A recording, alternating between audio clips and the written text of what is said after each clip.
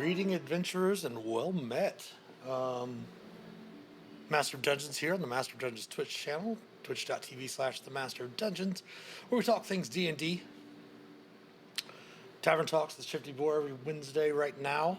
We're actually considering tonight, we got a meeting tonight afterwards, we're considering changing the time slot for the Tavern Talks, maybe even taking a small hiatus from the show, but it's not guaranteed, something we're going to talk about tonight. But we have been going over the latest Playtest 6 from the Wizards of the Coast Unearthed Arcana series, with the playtest rules for the One D&D / D&D 5.5, however you want to say it. It's supposed to be backwards compatible with 5th edition, very similar to how 3.5 was with 3rd edition. We've been discussing some of the different rules changes. Obviously, I hadn't seen or read any of this stuff before we started reviewing it on the stream. PT7 might be coming out very soon as well. So if that does, obviously we will go ahead and continue talking about that with Tavern Talks whenever the time change, whenever we decide to put the stream on during the week. But real quick before we went back, we were on page 62 last week with going over spells. We kind of looked at the spell list and we were getting into the descriptions and how the spells were changed.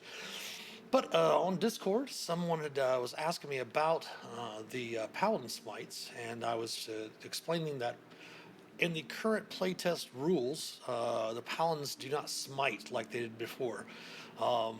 Before they could sacrifice a spell slot, and then they would get 2d6 or 2d8 of damage added to their attack if they wanted to use their Divine Smite, which is their 2nd level ability.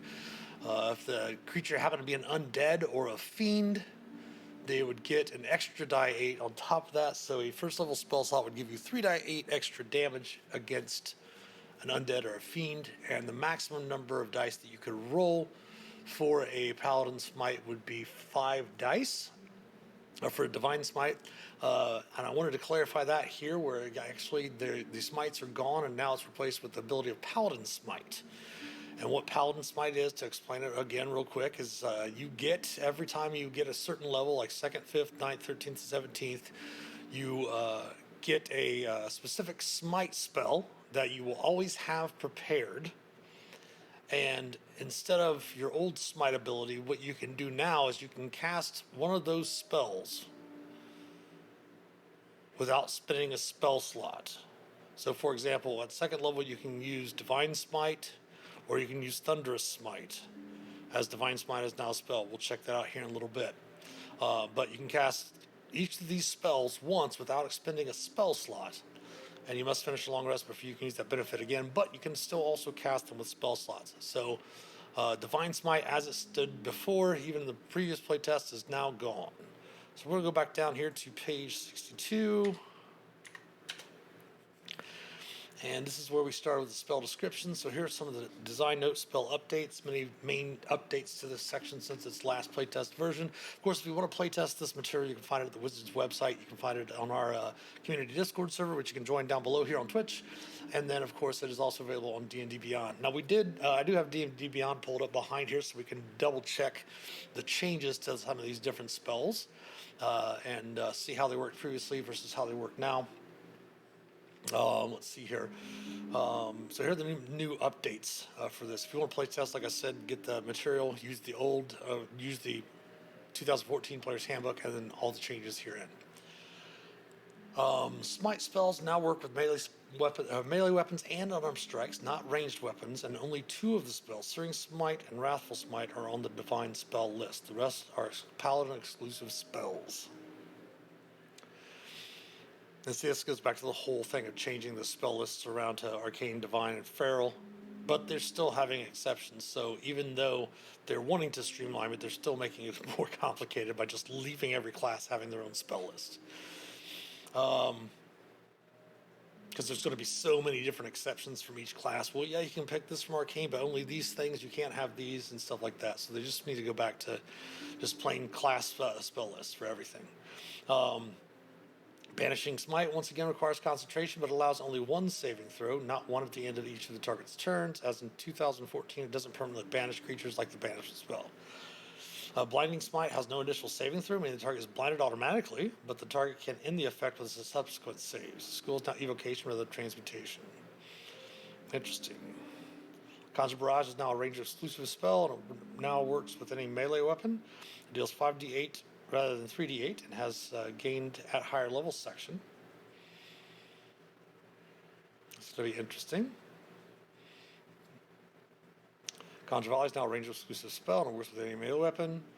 As mentioned earlier, of course, there's no ranger spell list, there's primal spell lists and divine spell lists, but these aren't going to be any spell lists because they're exclusive to those classes. So again, bring back class spell lists. It's much easier that way. Divine Smite is a new paladin exclusive spell designed to unify the Smite family of effects. Before they were all spells except Divine Smite. Now they're all spells, make it easy to figure out how to use these effects from turn to turn. Elementalism is a new cantrip, of course. Hunter's Mark is now ranger exclusive.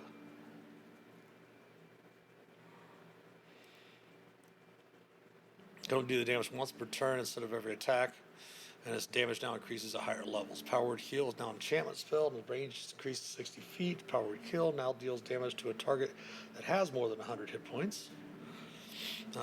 Yeah, because before, just if they had 100 hit points or less, they would die, and I think that was the only effect. Searing Smite now deals its ongoing damage before the saving throw is made and doesn't require concentration. Shining Smite, formerly Glimmering Smite, now prevents the target from benefiting from the visible condition. Thunder Smite, once again, an evocation. Vicious Mockery now scales only with your Bard level, and its damage is increased from 1d4 to 1d6. You can also target a creature you see or hear, not just see. And that creature doesn't need to hear you to be affected by the magic. That's, I completely disagree with that. The whole concept of it being a cantrip is that it increases the dice as they level. No reason to make a specific change just for that spell. I mean, unless they're doing it to playtest doing certain things with other spells like that. But the whole concept of Vicious Mockery is that you're mocking them verbally. So if the creature couldn't hear you, I'm sorry, it shouldn't be affected by the magic. But we'll see.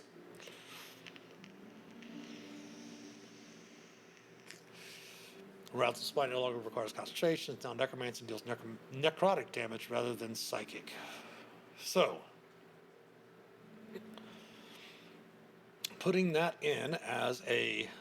Okay, so Wrathful Smite, I think that's the first level spell, or second level spell, is not one of the Smite spells in the list. So it's probably not a Paladin exclusive. Alright, let's check them out. Banishing Smite.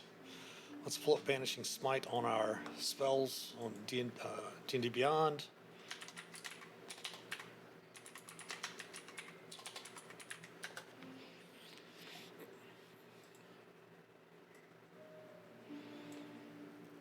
All right, Banishing Smite. Here's the new one. As you hit the creature with your stroke, it's a bonus action which you take immediately after hitting a creature with a melee weapon or an unarmed strike. So it's a bonus action that you do as soon as you hit. So you can, in the middle of that strike, you can use a bonus action. As you hit the creature, your strike erupts with divine power.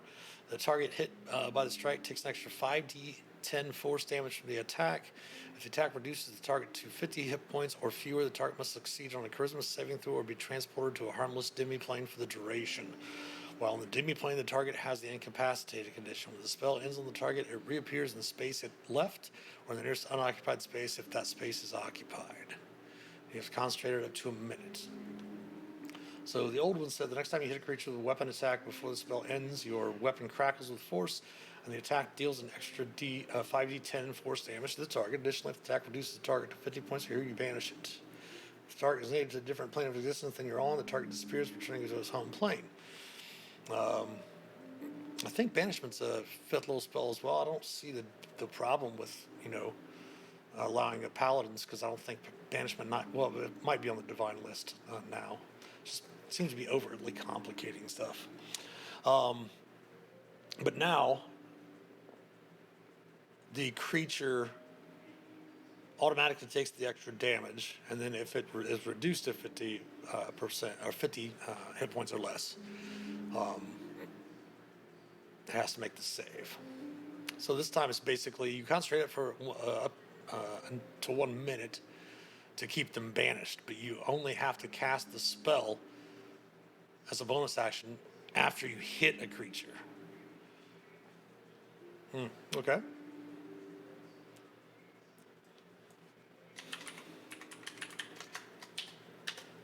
Definitely changing up some action economy there.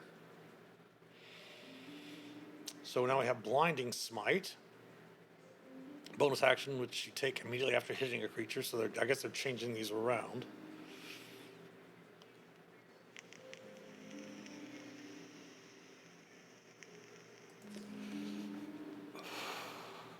And it lasts for 1 minute. There's no concentration on it, which makes it a little bit better. Because, I mean, some of the concentration on things like this, for example, where obviously if you missed, when you cast the spell as a bonus action, if you missed, you could concentrate on it for so long until you hit. Now they're just taking that away from a lot of them. Like, obviously, Banishing Smite, they still have the concentration on there because you're concentrating on keeping them banished to that demi-plane. But Blinding Smite, you hit the target, it flares with light. Target hit by the strike takes an extra 3d8 radiant. And the target has the blinded condition until the spell ends. At the end of each turn, the blinded target repeats the saving throw, ending the spell on itself on a success. Now, interesting. I don't personally myself like the idea of not giving them a saving throw on the hit. But the fact that it's basically a free blind with extra damage, and then at the end of their turn they get another saving throw, or they get a saving throw to see if it ends. It's interesting. Now they are allowing your extra higher levels abilities, so you can add your extra dice there. All right, interesting. What was the older version of it? Oops. Next time, of course, it was duration, concentration, 1 minute, bonus action. Next time you hit a creature with a melee weapon flashes. And then, of course, it did make a saving throw or be blinded.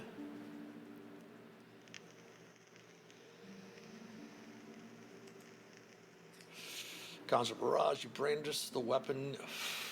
I'll see, here's the whole thing of the Conjure Barrage and the Conjure Volley.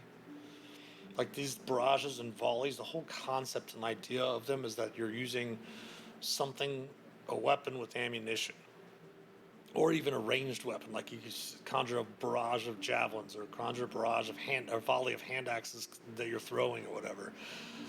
The idea that you can use this and it conjures up a bunch of scimitars is just very interesting. How they're trying to change it around. I don't know. Oh, shoot. Give me 1 second. I'll be right back. Left my drink over there, just like last night. Oops.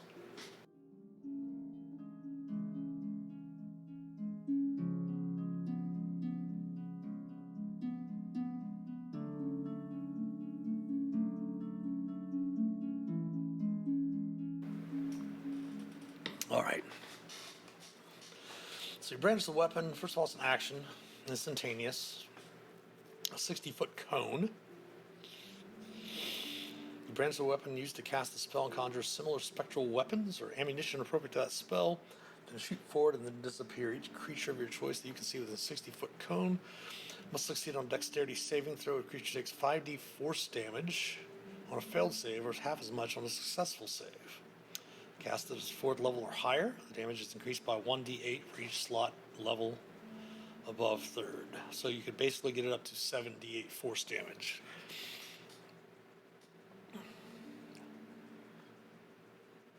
It's just a pure ranger, as you only get up to 5th level spells.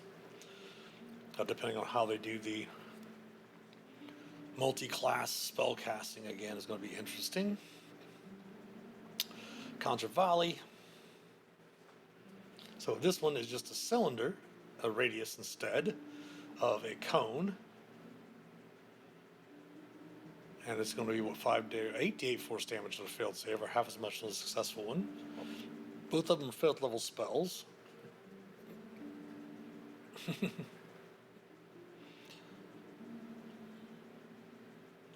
One of them you can upcast, the other one you can't. Okay. All right, let's do this new spell, Divine Smite. Bonus action when you hit a target. As you hit a target, your strike glows. The divine power of the target takes an extra 2d8 radiant damage from the attack. The attack increases by 1d8 if it's fiend or undead. So they're basically turning it into a spell. The old Divine Smite ability is basically turning it into a spell that you can cast once a day without expending a spell slot. And then you can spend other spell slots to cast it like normal. Obviously, you can only cast it once per turn. And then if you use it of higher, it does an extra d8 for each slot above the first. Okay, I can see. I can see that.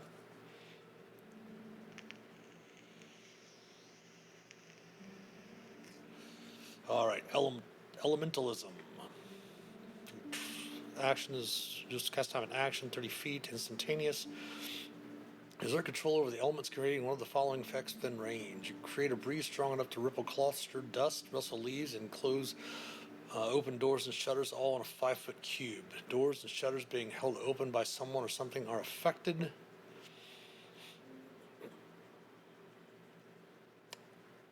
You're going to have players going to try to argue that this would like get rid of certain gases and things like that, even though it's a cantrip. Back in Earth, you create a thin shroud of dust or sand that covers surfaces in a 5-foot square area, or use a single word to appear in your handwriting in a patch of dirt or sand. Back in fire, create a thin cloud of harmless embers and colored scented smoke in a 5-foot cube. You choose the color and scent, and the embers can light candles, torches, or lamps in that area. The smoke scent lingers for 1 minute. Back in water, you create a spray of cool mist that lightly dampens creatures and objects in a 5-foot cube. Alternatively, you create 1 cup of clean water, either in an open container or on a surface, and the water evaporates in a minute. Sculpt element. You cause dirt, sand, fire, smoke, mist, or water that can fit in a 1-foot cube to assume a crude shape for an hour.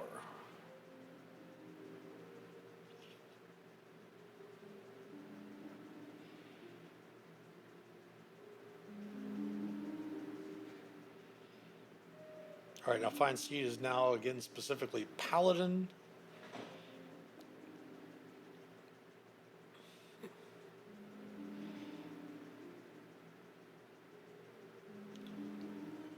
So again, they go back to the otherworldly steed for a separate stat block instead of very similar to what they should do to keep for like find familiar, shape change, all of that. Just make it one certain simple thing, because it's really so many players want to, as a druid, shapeshift into a velociraptor. It's like, if you live in Icewind Dale, how are you going to see a velociraptor? You know.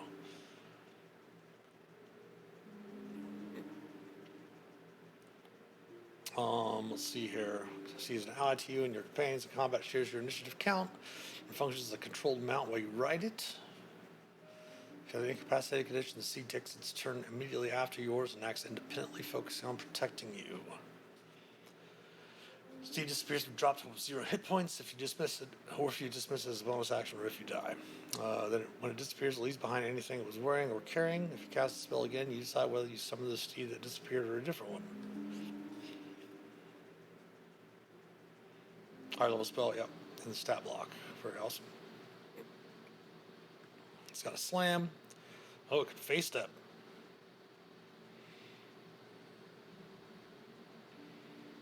If it's fiend, it can fell glare.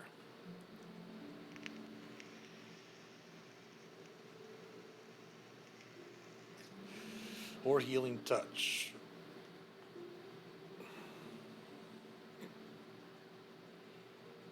Interesting.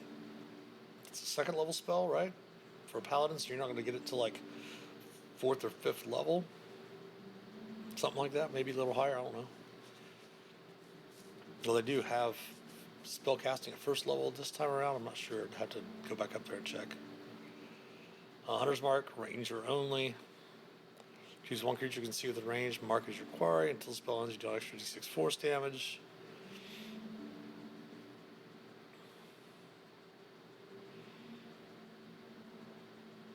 target up to your hit points for the spell ends. You use bonus action to mark a new creature. You cast as a third or fourth level.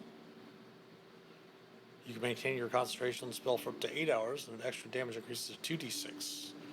When you use a spell slot of 5th level or higher, you can maintain your concentration on the spell for up to 24 hours, and extra damage increases to 3d6. Stealing something from the Warlock's Hex spell.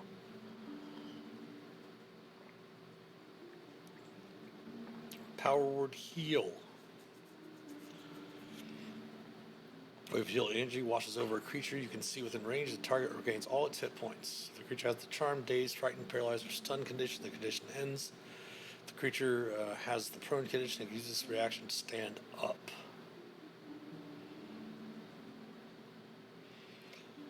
They really need to put something in there about it also loses all of its levels of exhaustion. Because giving someone back all of their hit points if they have 10 levels of exhaustion that causes them to die. You want to get them through these reactions, stand up, and then nope, their exhaustion comes in. Power Word Kill. You utter a word of power that can compel one creature you can see within range to die instantly. If the creature you choose has hit points or fewer, it dies. Otherwise, the target takes 12d12 psychic. That's cool. Searing Smite is on the Divine list, not a Paladin exclusive.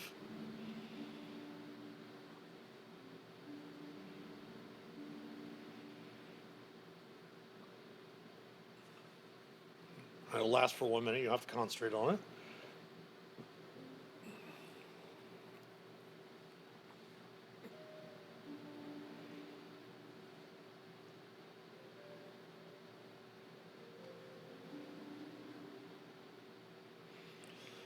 So this is going to be a question on this, for example, as you hit the target, your strike flares with white hot intensity, and the target takes an extra 1d6 fire damage from the attack and ignites with magical fire.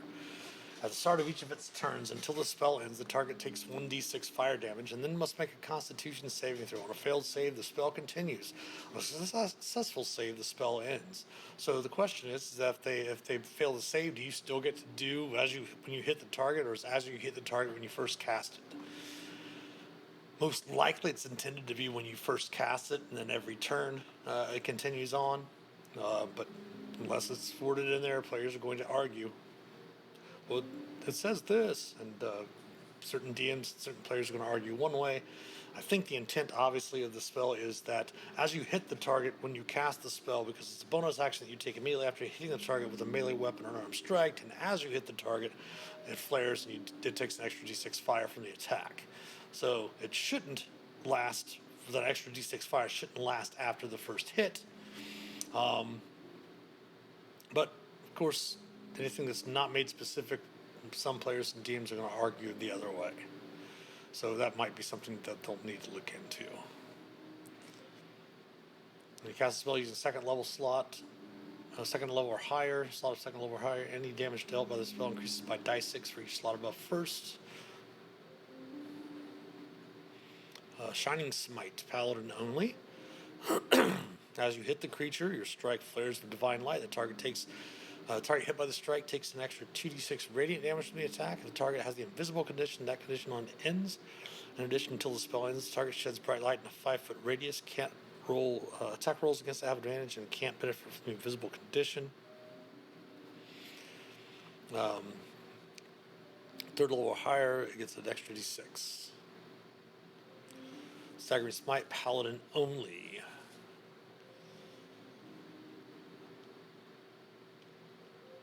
And that lasts concentration up to a minute. As you hit the creature, your strike pierces both body and mind. The target takes extra 4d6 psychic damage from the attack, and the target must succeed on a wisdom saving throw or have a stun condition until the end of your next turn. You cast this spell using a spell slot of 5th level. The extra damage increases by 1 die 6. Interesting.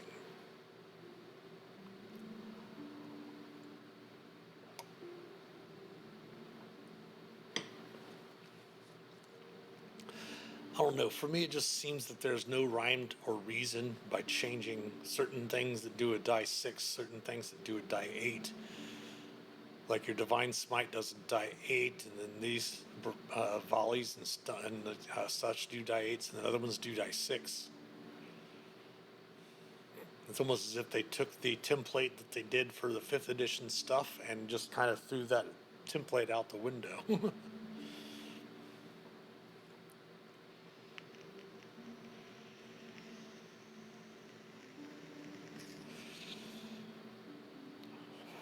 Thunder Smite, as you hit the target, your strike rings thunder, audible within 300 feet of you. At least they're consistent on that. Anything that does thunder like that is 300 feet of the sound. Extra 2d6 thunder. Additionally, if the target is a creature, it must succeed on a strength saving throw or be pushed 10 feet away from you and have the prone condition. So basically just a targeted thunder wave for one creature. That I can actually see as just as it is, because of the fact that they're already going to take your weapon damage and your ability score modifiers from the weapon damage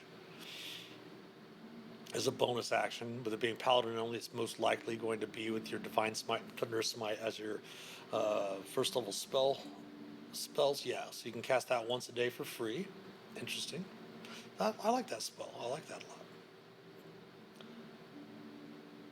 And here's how they changed Vicious Mockery. You release a string of insults laced with subtle enchantments at one creature you can see or hear within range. Target must succeed on a Wisdom saving throw or take 1d6 psychic damage and have disadvantage on the next attack roll it makes before the end of its next turn. Now, see, they clarified in the thing that they don't have to hear you to be affected, but they don't say anything about it in the spell. I still believe that they have to be able to hear you to, react to your vicious mockery, unless it's some sort of telepathic enchantment, something or other. I don't know. I do like that it was moved up to die 6, though. I think the reason why it was a die 4 before was because there were so few things that did psychic damage, then they just added more and more psychic damage to it.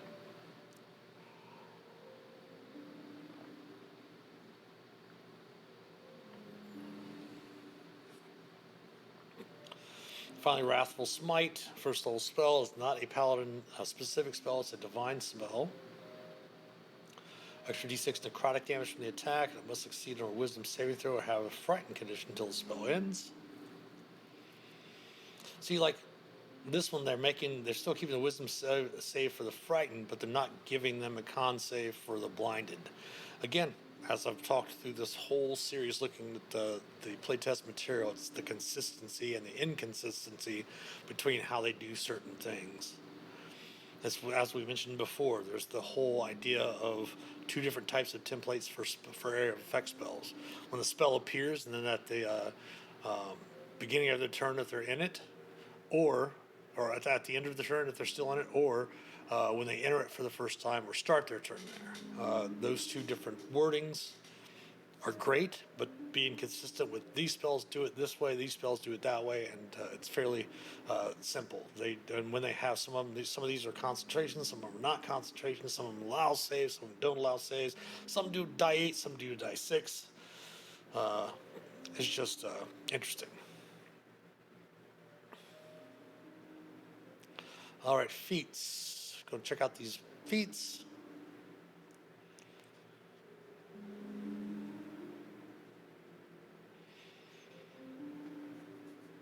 Must be the prerequisite, of course. Benefit of the feat and repeatable, for example, like skilled, you want to pick up skills, something like that.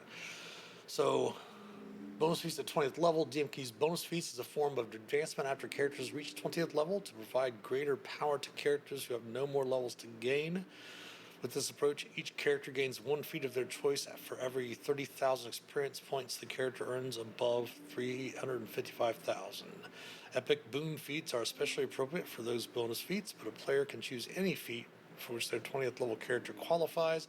That is going to be interesting if they continue to keep the Adventurers League in the form that the Adventurers League is now, which if you watch our live streams on Sunday evenings, we do play Adventurers League rules. And when we stream our virtual D&D weekend Sunday evening streams, those are D&D Adventures League rules as well. Typically, a character can level after every adventure they play. So literally, you can play, 19, 20 adventures, and your character can be up to 20th level. So if they're going to put that in there every time a 20th level character plays an adventure, they're going to be able to get an extra feat or one of these epic boon feats. Most likely, they'll probably change that in Adventurers League for like once every 5 adventures. Hopefully, they'll do something along those lines, because it does make it really beneficial for the characters that are 20th level and want to continue to play Tier 4 stuff.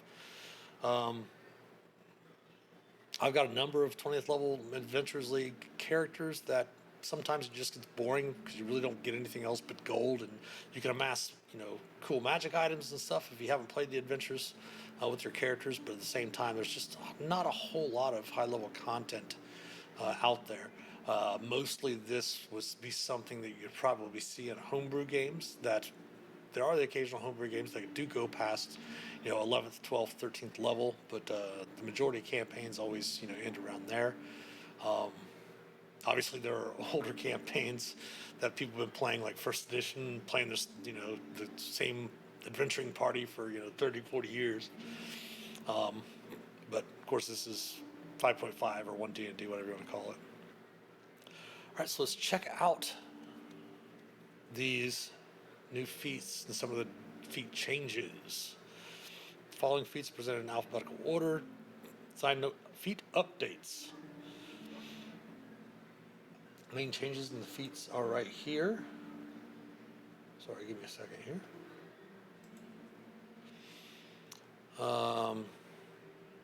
Ability score improvement now allows an ability score to go as high as 22 if the feat is taken at 19th level.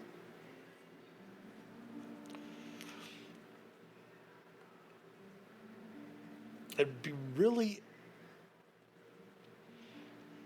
awesome for them to change. Not only the maximum increases to 22, it would really be interesting. It'd be nice for them to change these ability score improvement feats to be you can increase an ability score above 20 using this feat, or if you're at least the 19th level, the maximum increases to 22. Obviously, you have books and tomes that increase your maximum by 2. But say, for example, you haven't gotten to, say you get a book that increases your intelligence by 2 and increases your maximum to 22. Those things feel as if they should stack in certain ways. Obviously, if you read something when you're 18th level or 18th with an 18 intelligence and increases it to 20, maybe you're getting it too early in the campaign. Maybe you're not taking the ability score improvement feats, but there needs to be some sort of wordings in these feats that allow, like, for example, I haven't taken an ability score improvement feat, but I did get a tome of intelligence, and my intelligence was only 18. My intelligence goes up to 20. I should still be able to take this, even if I'm 19th level, to get it to 22, because I didn't use it to take it to 20. So something around there would probably be something to be changed kind of in the text a little bit.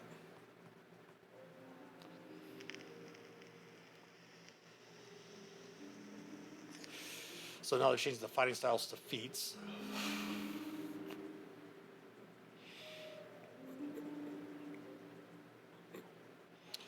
+2 to bonus attack rolls make with ranged weapons. If you're wearing armor, you get a +1 to bonus armor class. +2 to damage rolls, of course, mean you can have a shield, obviously. Great weapon fighting, a roll of 1 or 2 on the die. You can re-roll the dice and use the new roll. Keep in mind, the longbows are two-handed. It does actually say melee weapon here, which is interesting. It'd be nice for them to open that up. I mean, I know they do have the +2 to attack rolls up here.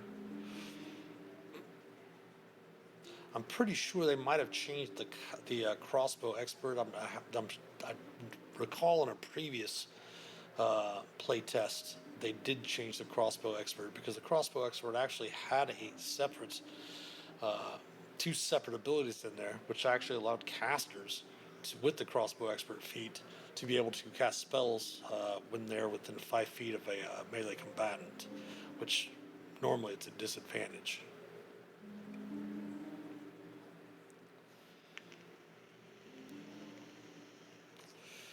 So basically, you can use this with a longsword. Since a longsword is, you can use it, it is versatile, so you can use it two-handed. Protection, reaction, interpose your shield, impose disadvantage. Two-weapon fighting makes an extra attack granted by the light weapon property. You can add your ability modifier to the damage of that extra attack.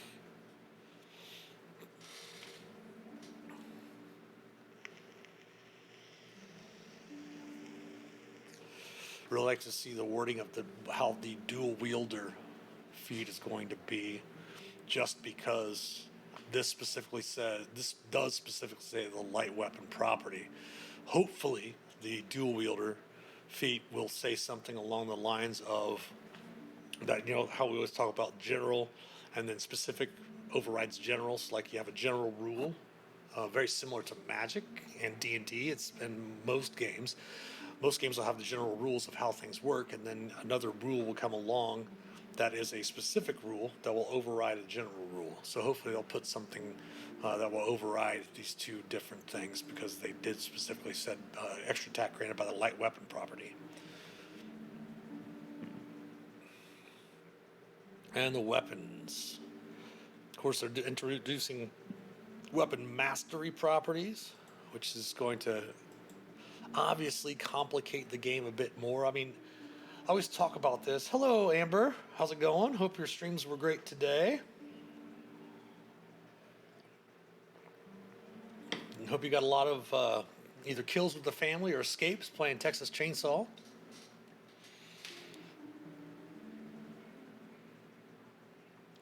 But yeah, as I've mentioned lots of times in the chats,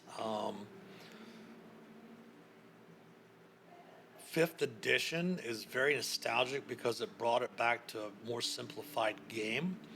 2nd edition, you started seeing, a little bit of stuff coming in there, especially when they introduced the black books towards the end of 2nd edition with the skills and powers and all of that stuff, splitting your ability scores into 2 different scores.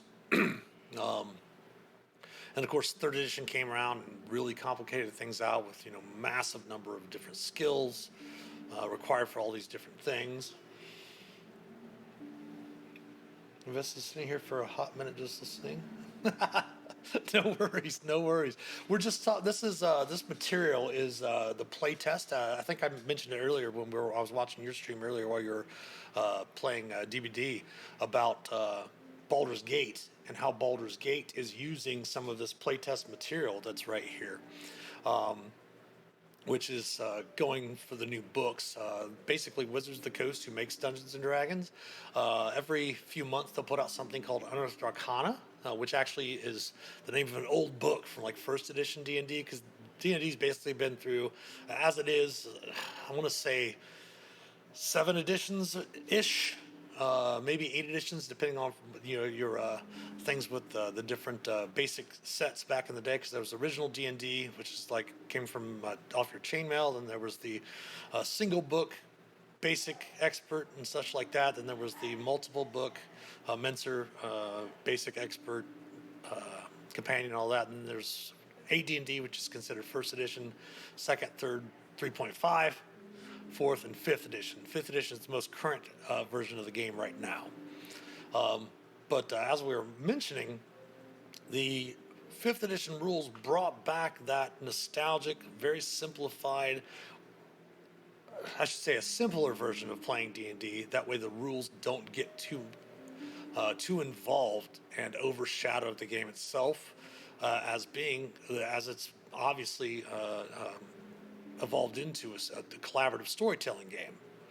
And adding these, again, I'm reacting to these the first time reading all these. We did talk about mastery, weapon mastery and such like that before, but it's just an extra thing that DMs and players are going to have to stop a game to, okay, well, you got this weapon property, it's got a special thing, it can do this. Oh wait, you didn't have that yesterday, but you picked it up this morning when your character, woke up after a long rest. They can change those around. So it's just, I mean, interesting ideas. A lot of times, I think it would be cool to add certain things to, like magic items. They introduce so many different feats and so many different things and changes to characters and their the class features and stuff like such like that. But adding certain things to like common magic items that could give them an ability to do this, or certain things that they could have that I just think they're too involved in trying to answer newer players or inexperienced players' ideas with, well, I don't want to play it that way. I want to play it this way, which is fine because it is D&D, and DMs can have their own house rules, and DMs can work with their players to change those rules around. But implementing such rules into the game just kind of complicates stuff. I do like the change from a trident to a D8. I love that already. The net, I've already talked about making that adventure gear rather than a weapon because it's actually not really a weapon. You just use it to either restrain or grapple. Short sword is returned to being a martial weapon. I don't, I don't know. I think short swords being just a common weapon would be fine because I mean, there's no reason why a wizard couldn't pick up a short sword instead of a dagger. It's just like twice the length of a dagger instead of just a dagger. I always think of a short sword as double the length of a dagger, and then a long sword being a short sword length with an extra dagger onto it. Two-handed sword being two long swords length. We used to have the bastard sword back in the day, but people don't want to use the term in D&D, which is understandable. So being that there's so much backstory and guidelines and lore with D&D, how would you recommend people get into D&D for the first time without being super overwhelmed and lost? As I mentioned, they have, here, give me 1 second. I'm going to grab it. I'm going to go to my break screen. I'm going to grab one of the box sets. A couple of them back here. I'll be right back.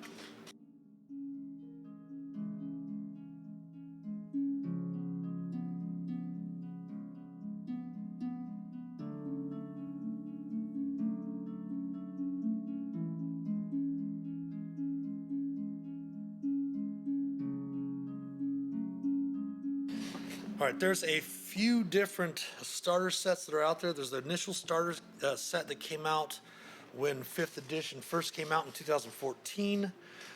There's a update of that, which is called the Essentials Kit, which they came up with a few years after that.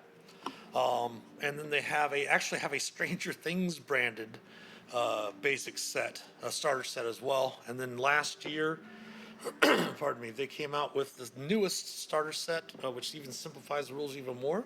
It's the Dragons of Stormwreck Isle. It's got some really fun stuff in there. The Essentials Kit has adventures. The first starter set that they came out with had a really fun adventure in it called the Mines of Fandelver. And it really, really walks through the basics of the game for the DM and for the player. I mean, you could take this, actually the new one, the starter set Dragons of Stormwreck Isle, and sit down with players that have never played before, and a DM that's never DM'd before, and learn how to play D&D together. A lot of it is just, I mean, the whole thing of playing D&D is there's no specific way to play it. There are a bunch of rules, obviously, but you can ignore all those rules if you want and just pick out what you want and play how you want. That's the beautiful thing about role-playing games is that you tailor them to your own groups and such. One of the things that I'm talking about a lot is the fact that I work with their organized play system with Wizards of the Coast and Dungeons and Dragons called the Adventurers League. I write adventures for those. I run a lot of events.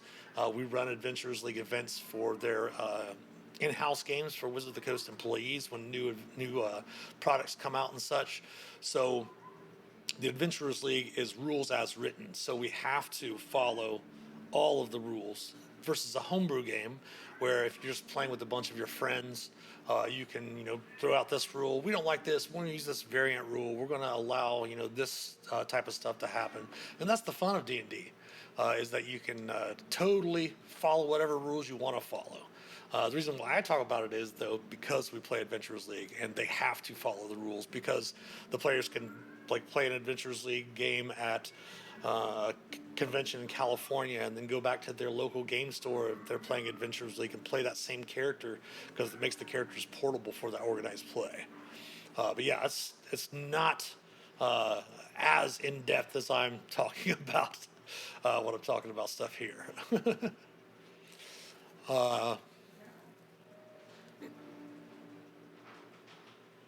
So then it comes down, it's got the properties, and it's got the different mastery things now that everyone's going to have to. Again, if you're running homebrew, you don't have to use mastery. Hopefully, they're going to put weapon mastery as a variant rule, very similar to how they had flanking and stuff like that in the DMG. Hopefully, they're going to make weapon mastery a variant feat that DMs can choose to use. That way it's not going to be bogged down for their organized play.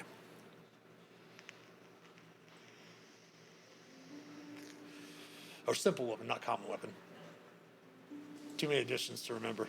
That's why I always tell everyone, it's like, I hope you know the rules, because I've always mixed up my additions. Like, someone wanted to cast a teleport spell the other day, and I was like, you got any 5th level spots? And they're like, teleport's a 7th level spell. And I was like, what? Completely forgot that it was different. We were playing 5th edition, because teleport used to be a 5th level spell back in 1st, 2nd edition. I actually had mentioned something a few weeks back about having a player make a fortitude save instead of a con save, and it was so funny. I was talking to James Wyatt, who's one of the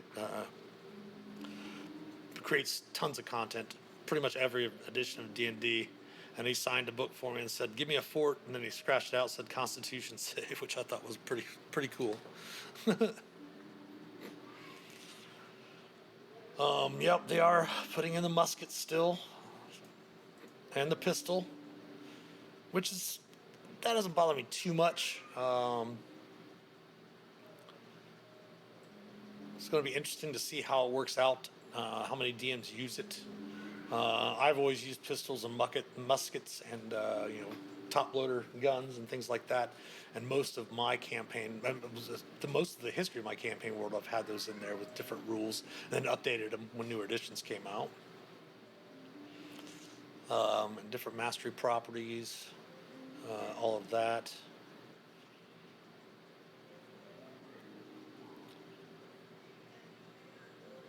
When you attack action on your turn and attack with a light weapon, you can make one extra attack as a bonus action later on the same turn. That extra attack must be made with a different light weapon. This was from earlier. We were talking about making the decision with the fighting style and the wording of it. It was so much easier with the older explanation in 5th edition, where it was in the combat section it said offhand weapon or extra weapon,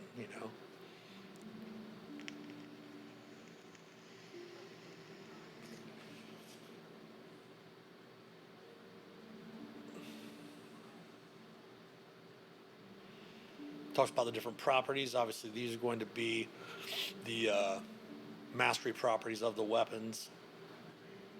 Your Graze and Nick and such like that, and different classes will have chances to get some of the weapon mastery stuff on top of that.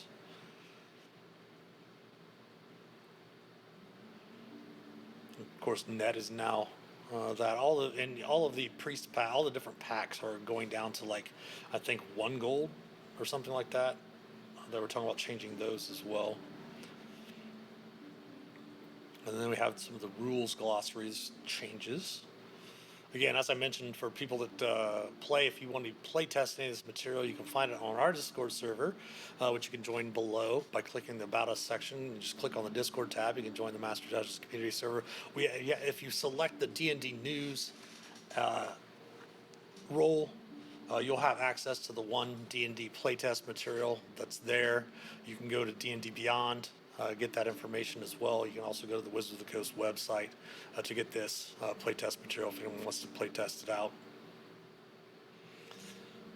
Armor training instead of armor proficiency now, which is totally fine.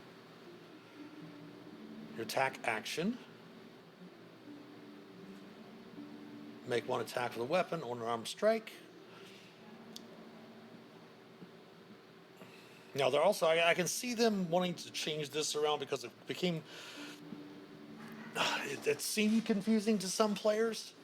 But I always was able to explain it to them fairly easily, and they usually got how it worked. It wasn't a big deal, especially when it was like stowing weapons, drawing weapons, and such like that. Now they're just kind of changing it around a little bit so that it's a little bit easier to explain and also not as limiting as it was before.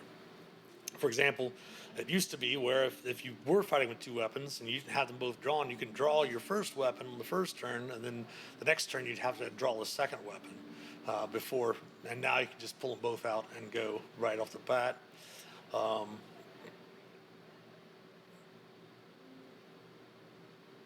So you can either, as part of the attack, equip or unequip a weapon. Now, what they're also doing with that is that say you have two attacks as a fighter. What it's allowing you to do is say you come up and you drop down a certain monster that you're fighting with your longsword, and there's not another creature nearby in your melee range.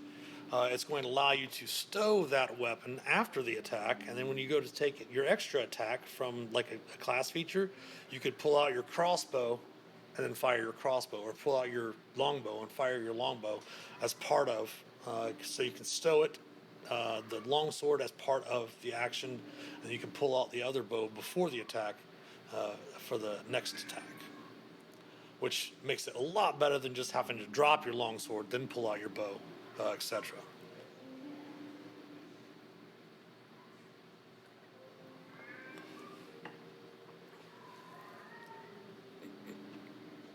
My apologies. You might hear my familiar. She's awake and she's deaf, and I think my wife's on the phone, so she normally picks her up when I'm streaming on here. But you can hear her. Sorry, she's deaf, so she's just crying because she can't find me.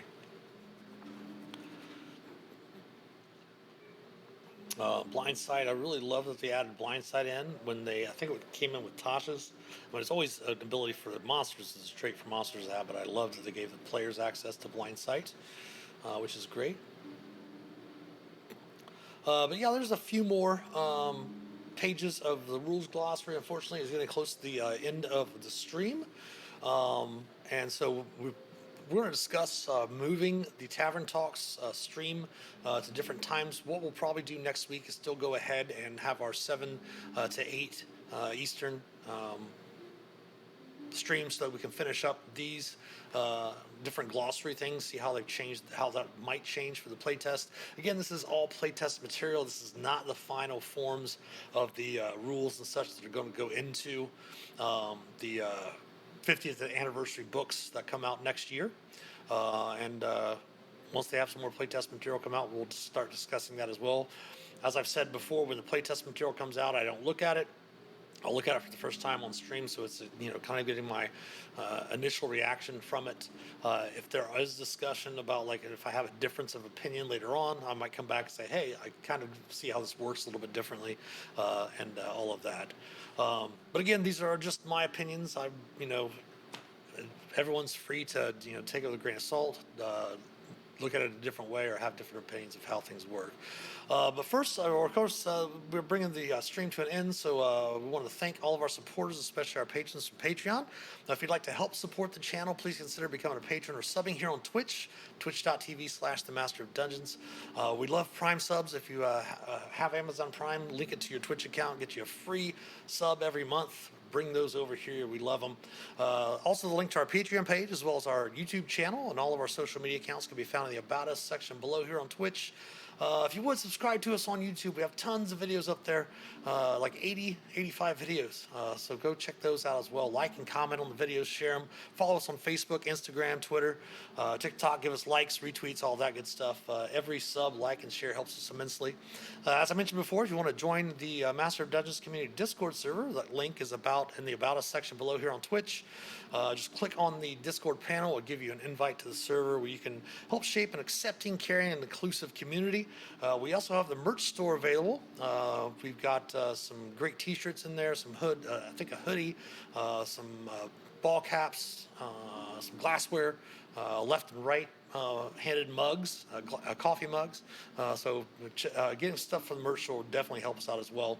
And then we will be back tomorrow from 2 p.m. to 4 or 5 p.m. with our dungeon delving stream. We'll do that on Thursday and Friday. Of course, we are playing Baldur's Gate 3, the new D&D video game that came out a few weeks back, out of pre-play and all that, the official released version of that. We started it last Thursday. We had a wizard that we played. Just trying the game out. I actually did start a separate game with a different character just to get a bit more of the feel of the controls. That way it's not too boring watching us play. So tomorrow what we'll do is we'll get on at 2. We'll have opened up to character creation, and if we have anyone viewing at the beginning, we'll make a character from the get-go right there. But we will see you tomorrow. Thanks for watching tonight. Tell your friends about us, and have a great evening. And as always, happy adventuring. Take care.